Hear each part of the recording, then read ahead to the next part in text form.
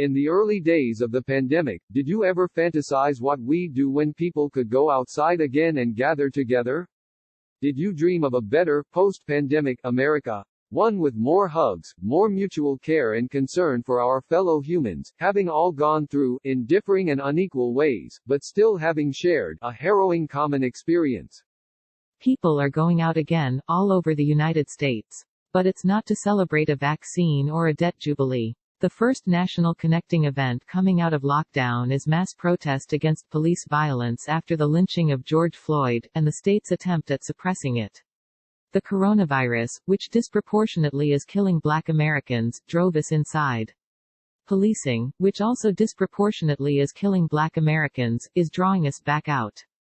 Almost overnight, the streets have gone from largely empty, though the rate of police killings remained mostly unchanged, to filled with thousands of masked people, often being gassed or beaten. The conditions before, during and after the lockdown are part of a continuum in America, a miserable nation maintained by policing.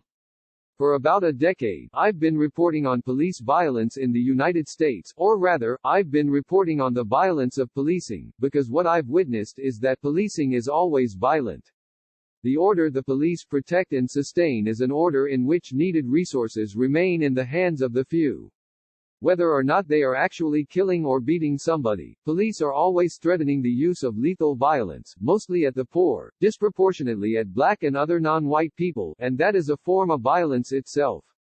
And as I've reported on the violence of policing, the encouraging rebellions against it, and the subsequent attempted suppression of those uprisings, a common line of questioning comes up, mostly from white people. Why did they burn down that Quick Trip gas station, CVS, Target? Those businesses help and bring jobs to their community. Don't they know they are hurting their own communities? Why are they destroying their own communities? Let's put aside for a moment that such questions allied how much corporations actually help low-income communities where they have businesses, making sales of necessary goods to nearby residents while paying poverty wages to their workers that make sustainable life impossible. At their core, the questions assume the destruction of property is more worrisome than the destruction of life, otherwise, a person wouldn't wonder why the destruction of life by the police in recent years has triggered the destruction of property. In communities where businesses are protected and people are not, damaging commercial property emphasizes the upside-down values of the usual order of things. As NPR Code Switch host Gene Demby wrote on Twitter, Spike Lee said that when Do the Right Thing came out, a lot of critics thought it irresponsible to show Mookie throw a trash can through the window of Sal's Pizzeria BC. It would encourage riots, but they had far less to say about the cops choking Radio Raheem to death. But if there is anything unclear about why protesters would rebel against businesses to respond to the police killings of Michael Brown or Freddie Gray, there should be absolutely no confusion about the logic of destroying a police station in response to the police killing of George Floyd. You can agree with or disagree with the action. But you cannot deny that there is a logic in targeting a police station after the police have lynched a man in broad daylight, on video. It's an attempt to create a different order in the society. The old ruling assumptions about policing seem neither as necessary or inevitable as they did before. Killings of Black people at the hands of police are not new, but the discourse around them does seem to have shifted with the George Floyd "I Can't Breathe" video. I was genuinely surprised when Derek Chauvin and 3 other Minneapolis police officers were fired so quickly for the gruesome killing, considering it took 5 years for Daniel Pontalio to be fired from the NYPD following the Eric Garner "I Can't Breathe" video. I was mildly shocked when the University of Minnesota's president wrote that the school would scale back its relationship with the Minneapolis Police Department and will no longer contract with the MPD for additional law enforcement support. This is not the "a few bad apples" approach we've been accustomed to, but an acknowledgement of the fundamental danger the entire Minneapolis Police Department poses to a university community.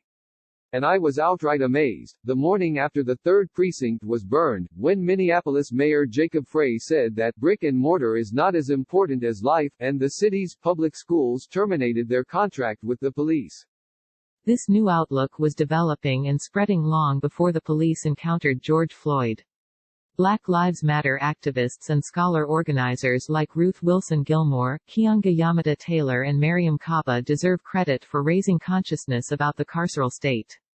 Occupy Wall Street activists deserve credit for helping Americans to see that the real looting is happening with wealth transfers towards the ruling class, and endured police intimidation and abuse to do it. Clearly such work is getting more people to challenge the premises of policing more seriously. But the pandemic has also given many more Americans a chance to see which parts of the status quo are really protected in a crisis, and what policing means for them. When gun-waving protesters swarm legislatures, demanding that public health orders be lifted so people can be sent back to work, what gives them the space to shout down the majority? Policing. When eviction courts reopen and many of the 40 million people out of work are evicted, how will that be carried out? Policing. Policing has been strangling civic life in Minneapolis and across the country all along. In 2017, Forbes wrote about research which broke down the cities with the largest police budgets. Minneapolis was number 9, spending $163 million each year, nearly 36% of its general fund. Only Chicago and Oakland spent a larger percent of their general funds on policing, at 40 and 41% respectively. New York City spent the most money by far, at nearly $5 billion, but that only comes to 8% of its budget. When I read this Thursday night, I thought to myself, imagine what kind of city Minneapolis could be if it wasn't spending that much of its tax dollars on policing. What if Minneapolis had invested that money in homes for the unhoused? In medicine for the sick? In public health officials to help with infectious disease? In food for the hungry? What if Minneapolis put its police budget towards the very resources which would make policing as presently practiced unnecessary? What if every city did the same? What we are seeing in the streets of Minneapolis and Memphis and New York and Los Angeles is the result not just of a decade of Occupy Wall Street, Black Lives Matter and anti-fascist organizing amped up by the pandemic. We are also witnessing a rebellion against the many inequities exposed by the pandemic. Health, space, income, race, and the ability to stay away from person-to-person job duties have produced enormous disparities in the impact of the coronavirus. Wall Street has been made so whole it is soaring while renters, prevented from working, have been largely left out to dry. The same forces causing today's pandemic-fueled inequality were at work when Occupy Wall Street protesters first occupied Zuccotti Park in 2011, and many strands of American protests from the past decade are now working together. As any military tactician or social justice organizer can tell you, direct action gets the goods. The destruction of a police precinct is not only a tactically reasonable response to the crisis of policing, it is a quintessentially American response, and a predictable one. The uprising we've seen this week is speaking to the American police state in its own language, up to and including the use of fireworks to mark a battle victory.